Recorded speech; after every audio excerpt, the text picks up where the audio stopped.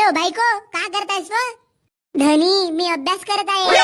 बायको, तू माझी टेन्शन नको घेऊ. तू मस्त बरी अभ्यास कर. मी इकडे मजदुरी करून तुला मस्त शिकवतो.